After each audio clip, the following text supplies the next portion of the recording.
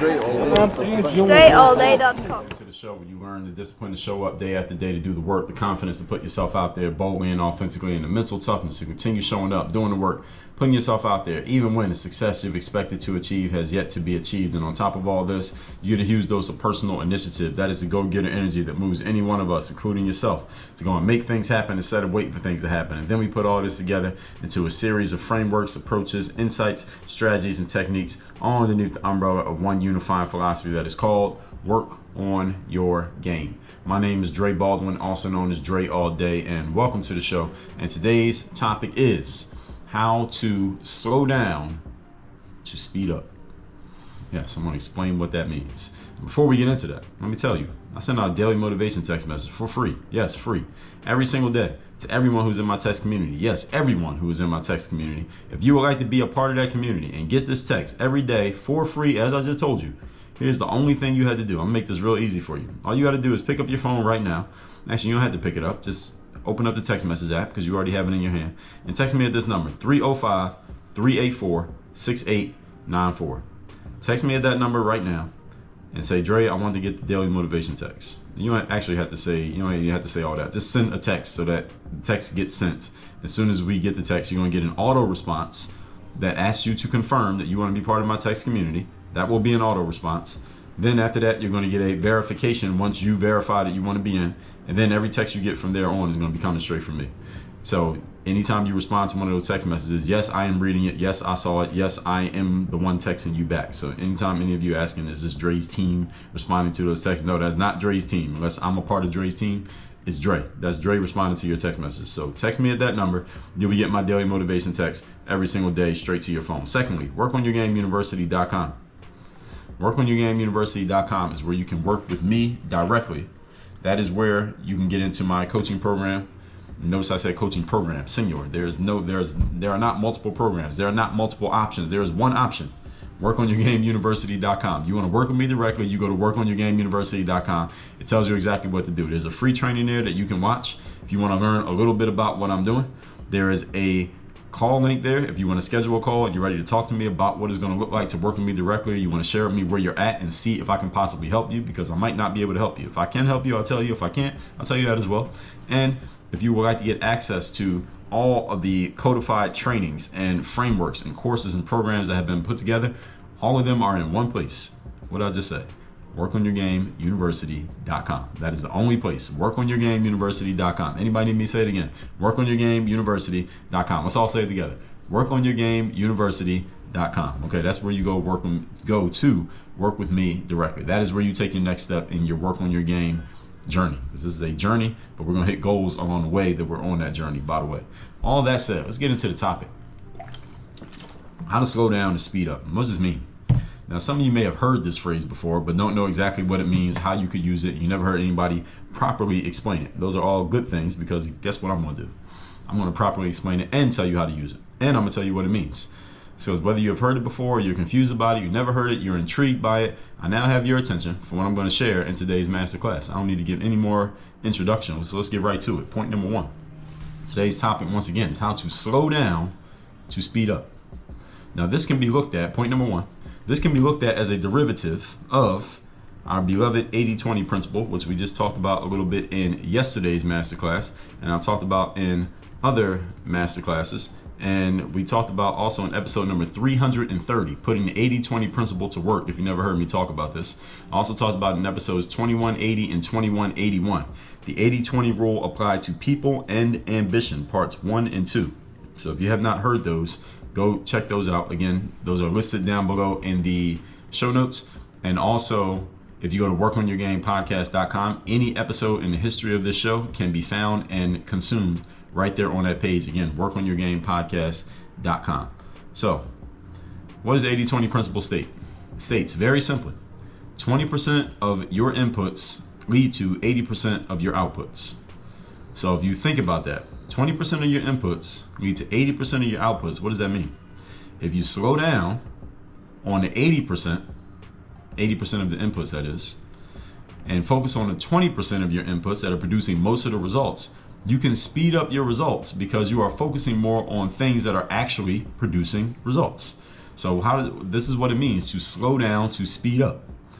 If 20% of your inputs, you take 100% of everything that you do, only 20% of it, that means 1 out of every 5 things that you do. If you spend 10 hours a day working, about 2 of those 10 hours you were doing things that produce most of your results.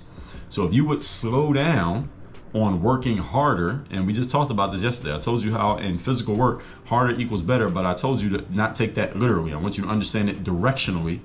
If you would slow down on working harder and just figuring out how can I be more motivated, how can I be more consistent, how can I work harder, how can I be more dedicated, how can I be more, what's another word that people use? How can I be more persistent in what I'm doing? I get this in my text messages. I hear this from people all the time. I say, well, what's the biggest thing that you need to do in order to take yourself to your next level? And people say, well, I need to be more consistent. I need to be more dedicated. I got to work harder. I got to believe in myself more. I got to get more motivated. I got to get more activated. I got to just keep plugging away at what I'm doing. Usually the answer is no, the hell you don't. No, what you actually need to do is stop doing those things. That's the exact reason why you are in the situation that you're in right now. It's because you're going hard at things that don't work.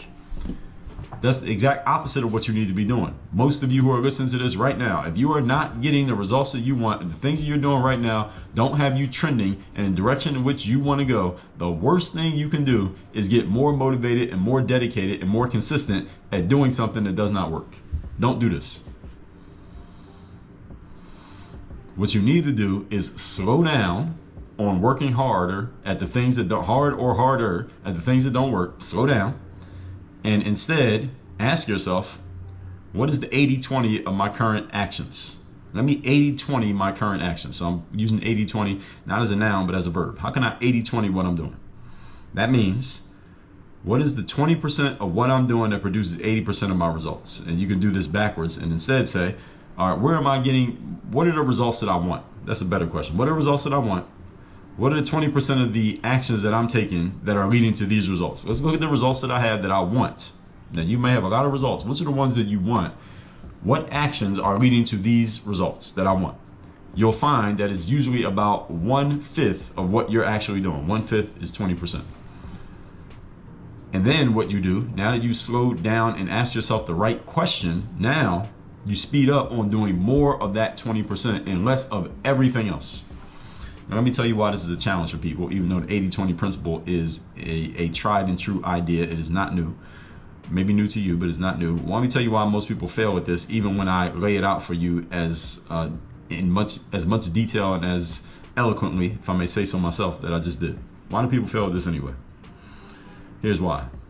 Because it is emotionally and mentally uncomfortable for you to break your old habits of doing what you've been doing, even if what you've been doing doesn't work. This is why most people stay mediocre for life, because the discomfort of stepping out of your comfort zone. I mean, that's literally why it's called the comfort zone, because to do anything other than what's in your comfort zone is uncomfortable by definition. This is why everybody needs a coach.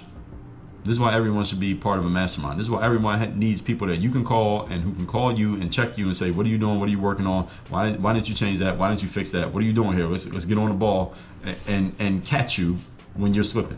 This is why we all need it, because we will all drift into and stay in our comfort zones unless otherwise moved to do so. This is the law of inertia in action. The law of inertia states an object in motion shall remain in motion, or an object not in motion shall remain not in motion until or unless acted upon by an outside force, also known as momentum and stagnation, respectively.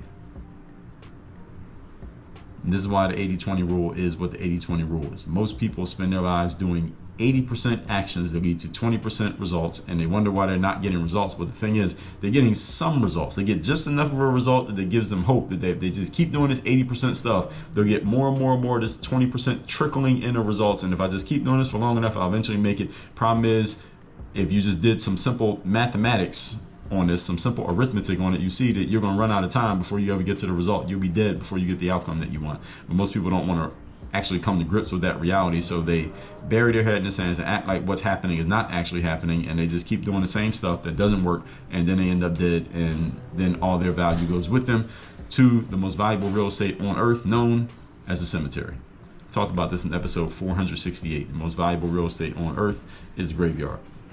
If you haven't heard that episode, go listen to it. I just told you what number it is. That's episode number 468. The most valuable real estate on earth the graveyard. Moving on to point number 2.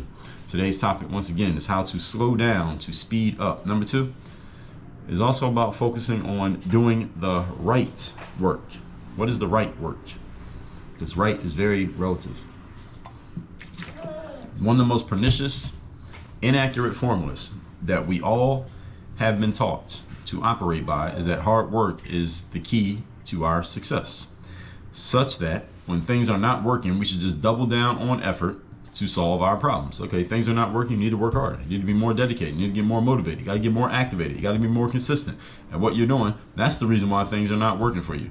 Not necessarily true. Okay, this idea that work harder when things are not working, that's the opposite of today's topics, because what that is that speeding up to slow down. We're talking about slowing down to speed up. Okay, working harder when things are not working means speeding up to slow down. You don't want to do that. You want to slow down and speed up. Because if you work harder on something that's not working, as we already have gone into today, you will only make yourself more frustrated, as you will be getting more of the results that you actually don't want. If you work harder on something that's not working, what are you going to get? More results that you don't want, right? If you work harder on the 80, you're going to get more of the 20. You don't want that. You want to work harder on the 20s, you can get more of the 80. So doing the right work is about asking yourself the right questions, which usually are not going to come from you. Why they're not going to come from you is because the right questions are based on a different way of thinking than the way you've been thinking. Because if you were already thinking that way, you already have the right questions. Therefore, you wouldn't have a challenge of not getting the results that you want. That's why the right questions usually come from someone other than you. This is why you need to be trading in relationships in the collaboration era that we live in these days. This is why relationships matter so much, folks. The right questions, you can't get the right question from ChatGPT or Google. Google and ChatGPT give you answers, not questions. Everybody understand what I'm saying here? They give you answers, not questions. Therefore, Google can only answer the question that you ask. If you don't know the right question, it doesn't matter what you type into Google. It's not going to give you it's not going to give you what you need because you didn't ask the right question. You don't know the right question because you don't know the right people. People have questions. Google and ChatGPT can only give you answers. That's a limitation of computers and AI.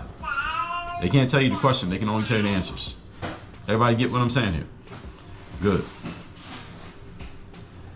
So, when you ask yourself the right questions, what happens is your false beliefs get broken. Many times we are working hard on the wrong things because we have false beliefs. We believe certain things will work a certain way when we're actually not right about that. So we're acting on a belief that is not true, and understanding that what we thought was true may not actually be true. See, when your false beliefs get broken, you realize, oh, I used to think this was the case, but it's actually not the case. It's actually this. Give you an example. When I was playing basketball in my professional career, I'd always work out, in indoor gyms and play in indoor gyms. I would never play basketball outside.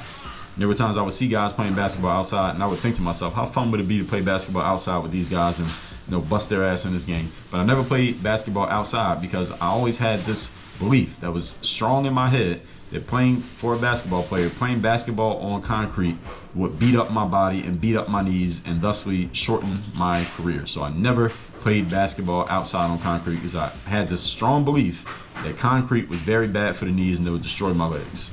So I never did.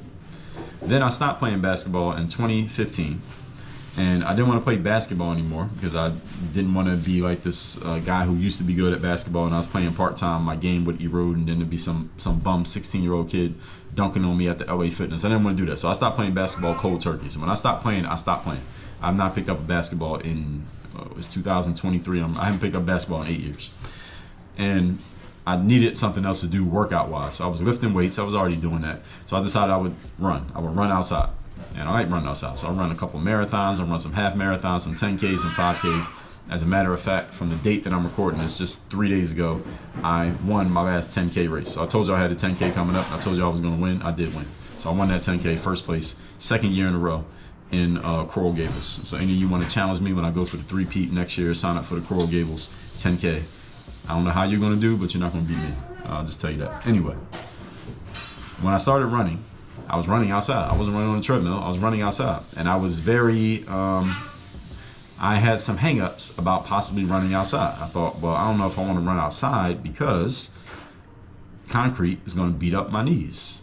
But then I reasoned with myself and said, well, Dre, look, You don't play basketball anymore anyway. So if the concrete beats up your knees, so what? Now, what do you have to lose? It's not like you're protecting your career. Your career is over. So if your knees get beat up from running outside, so what? You don't need to save your knee. What are you saving your knees for? The next basketball game? Ain't no more basketball games. So I started running outside on concrete. And here's drastically what happened. Here's what happened. My knees felt perfectly fine. My knees felt perfectly fine. And that was 2015. It's 2023. I run outside at least 3 times a week. I run at least 20 miles a week. I already told you how many different types of races that I run. I do a lot of running. I always run outside. I never run indoors. I hate running on treadmills because there's nothing to see. I like running outside. And my knees feel better now running outside 3 times a week on concrete, on pavement, than they felt the last 3 years that I was playing basketball. Why is this? How did this happen? Now, I'll offer, before I give you the answer, let me say this with the disclaimer that every human body is unique. So just because my body responded to certain conditions one way does not necessarily mean your body will respond the same way. So with that disclaimer out of the way, let me say this. I found that for my body, it was not the concrete that was bothering my knees, or that would bother my knees. It was the actual physical demands of the sport of basketball, which is about more than just the surface that you're running on. When you're playing basketball, think about it. Well, any of you has ever played, or if you just picture a basketball player, what are we doing? We sprint, we stop, you're running at full speed one direction, you stop, all your momentum, and turn and go the other direction. Then you run, and then you jump, and then you have to land, and you're bumping into people, and you're moving laterally, and you're moving vertically, and you're moving backwards, and then you're jumping again, and it's all this stopping and starting. That was what was beating my knees up. It wasn't the surface that I was playing on. And mind you, I wasn't even playing on concrete. I was playing on hardwood floors, which are allegedly designed for basketball. My knees would still bother me later on in my career. Any basketball player, they play long enough, your knees eventually going to bother you. Every basketball player who ever plays, eventually you're going to have some kind of knee issue. Every basketball player ever. You play long enough, you're going to have a knee issue at some point, somewhere, somehow. Why? Because the sport of basketball is designed that over time is just going to beat up your knees. It's just the way the game is designed. But running outside, when you think about what running is, any of you who runs, or any of you ever seen somebody running, what is running? You are moving at a steady pace in one direction. There's no stopping and starting. You just move at a steady pace in one direction. It's literally, not literally, let me not say that. It is similar to walking, except you're just doing it faster. You're just moving in one direction. So for me, running does not bother my knees at all. I haven't had hardly any knee issues. I had maybe a couple knee issues when I was just pushing my knees too hard, doing too much, and not taking enough time off. But overall, over the course of 8 years, I've not really had any knee issues. Despite the fact that I played basketball all those years, and despite the fact I put all these miles on my knees over the last 8 years with the running stuff that I like to do. Why? And why am I sharing all of this with you? Because I had a false belief about what concrete was going to do to my knees when it was actually basketball was doing it to my knees. It wasn't the concrete. So when you break through your false beliefs, that's when breakthroughs happen. That's when you get insights. Now, I shared all that to let you know I broke through my own false beliefs through my own trial and error, but it took me 8 years to figure it out. All right, did any of you have 8 years to figure out where you might have the wrong idea? I doubt most of you have 8 years to figure it out. I think most of you want to figure this out in the next 8 days, let alone 8 years. Everybody get what I'm saying? So insights and breakthroughs usually come as a result of learning from someone who knows things that you don't know. They have seen things that you have not seen. They don't just come to you through ramming your head into a brick wall or just working harder until you get to the point of exhaustion, or just trying a whole bunch of stuff over the course of 8 years like I did, and then finally figuring it out. See, I did the trial and error so you don't have to. Y'all get what I'm saying here? Hove did that, so hopefully you don't have to go through that. This is what most people do, and this is why most people can work really hard and still not get results in what they're doing, because they're ramming their head into a brick wall trying to figure it out.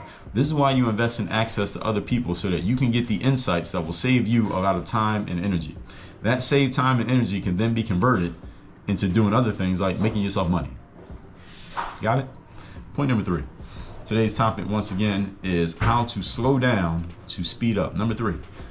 This is one of my favorite ways to advance in anything that you're doing. And any of you can use this. You can start using it right now, but I'm going to preface it by telling you it's going to be hard for you to do. You want to know what it is? Here it is. Addition by subtraction. Yes, that's the whole idea. That's not the whole third point, but this is the point. Addition by subtraction. any of you wants to advance quickly in your life, business, whatever you're doing, the fastest way for you to do it is this concept of addition by subtraction. Now, the question is, what do you subtract? Now, don't subtract the wrong thing, but addition by subtraction is the answer. What it means is getting rid of things that are not working and not producing return on investment, so you can focus more of your resources on the things that are working and are producing return on investment. In other words, this is another way of 80-20ing, using it as a verb, your life. Now, you may be wondering, well, Dre, why is this even a point? Wouldn't anybody with any type of common sense do that anyway? They would do less of the stuff that doesn't work and more of the stuff that does work. Wouldn't anybody do that? That's a good question. That's a very good question. Here's the answer. No. And see, here's the thing about common sense. You know, people like to say common sense. You tell somebody something and they say, oh, that's common sense. Or somebody knows something, or at least they think they know something, and they label it as common sense because they know it. Well, yeah, everything's common sense when you know it, or at least when you think you know it. Look in the mirror. And when you look in the mirror, let me tell you what you're looking at. You're looking at an example of someone who doesn't do this common sense thing. Less of the things that don't work and more of the things that do. Look in the mirror and you will see someone who violates this rule. So you thought it was common sense. Okay, why aren't you doing it? Since it's common sense. Let me tell you what I mean. One reason that we keep doing things that don't work is because we are emotionally attached to doing certain things, and because habits are very hard to break. This is why people do the same stuff even when it's not working. We get in the habits of doing things, regardless of whether they work or not, we become comfortable with them. And this is why the 80-20 rule exists. Because if the 80-20 rule was common sense, then guess what? We wouldn't need the 80-20 rule. People would just do it. Like, breathing is common sense. Right? There's no rule for breathing because we all just do it involuntarily. See, the 80-20 rule exists because people had to be reminded of it. And the reason you have to remind people of stuff is because we forget it and we don't do it. That's why the 80-20 rule exists. If it was just normal and everybody did it naturally, there would be no 80-20 rule. All right, just like your heart beating, there's no rule for making your heart beat. There's no rule for breathing. All right, there's no rule for how to walk. All right, because we just do it naturally. See, when there's rules for things and theories and things like this that you may call common sense, or you may have heard me say 50 times before on this show, here's the reason why. Because people don't do it. That's why we got to keep saying it. We do stuff that doesn't work because we are comfortable doing them, and we don't keep doing things because they work. See, anything that you keep doing, you're not doing it because it works. You're not doing it because you're measuring it and because you have an objective and reasonable validation for your actions. That's not why you do things over and over again. You do things over and over again because you are comfortable doing them, and it's easier to keep doing them than it is to stop doing them. That's why you do things over and over again. And hopefully the things you keep doing are actually working. That's how most people live their lives. And I'm talking about you. This is how most people live. You do not do things because you have an objective, measurable, validated reason for why you do them. You do them because they are comfortable for you to do, and it's easier for you to do them than it is to stop and do something different. And hopefully the things that you're doing actually work. And hopefully at least enough of them work that you have a successful, fruitful, prosperous life. And it's when you realize that most of the things that you're doing are not working that you're like, all right, I got to do something about this. And that's when you go to workingyourgameuniversity.com and we get to work and actually start installing things that actually do work. And hopefully it doesn't get to the point that you're about to go over the edge of the damn waterfall and you realize you're in an emotional, not an emotional, but a life crisis that you're like, damn, I got to do something about this. Then you go to Working Your Game University. I'd rather you go to Working Your Game University before you get to that point. But human beings are human beings. Humans are going to human. And I got to wait until you get to that point before I hear from you. Hopefully this is a wake-up call to some of you. We do things because they are easy for us to do, i.e. in our comfort zone, i.e. the 80 that produces the 20. So your ability to work against your own inertia is a very valuable tool. This is your ability to move yourself to action. What I say in the introduction to the show every single day. The personal initiative to go make things happen instead of waiting for things to happen. That's what I mean when I say breaking your own inertia. That's what that means. Personal initiative means moving yourself to go do something before the universe or circumstances force you to do it. That's what it means to break your inertia. Most human beings don't have this ability. They only move themselves to do things when they are forced to move. When circumstances force you to move and it gets so uncomfortable that you can't live in your comfort zone anymore, then you go do stuff. High earning and high achieving people don't operate that way. They move themselves to do stuff before circumstances crowd in on them and force change upon them. Everybody get what I'm saying? If you didn't, rewind this and listen to it again. Let's recap today's class, which is how to slow down to speed up. You heard this phrase before, but don't know exactly what it means. Good, because I'm going to tell you. Number one, this can be looked at as a derivative of the 80-20 principle, which states that 20% of our inputs lead to 80% of our outputs. So when you think about this, you slow down on the 80% so you can focus on the 20% that actually produce results. Number two, it's also about focusing on doing the right work. One of the most inaccurate formulas that we have, one of the most pernicious ones. So we've been taught to operate that by the idea that hard work is our key to success, when hard work is important, but it's hard work on the right things. And when you don't know what the right things are, just working hard blindly, we call that grinding blindly, will lead you into a bad space. Number three, it's one of my favorite ways to advance in anything that you're doing is addition by subtraction. The question is, what actually do you subtract and what are we actually trying to add? If you don't know the answers to those variables, then you can't add by subtraction. You got to have all the variables in place before you actually do this. What it means is getting rid of things that are not producing ROI and doing more of the things that do produce ROI. And the reason why this needs to be said, even though it sounds like quote unquote common sense, because most people don't do it, including you. Most people do not do this because most people just do what is comfortable for them. This is why human beings are human beings. We do what is comfortable for us, and we only change when we are forced to change. High performing individuals do not change when they're forced to change. They change when they see that change needs to happen, even if they are still comfortable where they are. Question is, what do you do? All said, text me to get my daily motivation every day. My number is 305-384-6894. Secondly, workonyourgameuniversity.com. You heard me say it 7 times already here today. You want to work with me directly. You're ready to be held accountable for your actions. You're ready to make sure your processes are being held accountable. So if we need to change them, we know what to change, when and where and why to change them. If you want to make sure you have systems in place to operate your strategies consistently, you want to have a strategy in place to do things over and over and over again that work, and you want to make sure you have the bulletproof mindset to deal with all the inevitable challenges and the successes that are coming in your future, go to workonyourgameuniversity.com. Work on your game. Dre all day.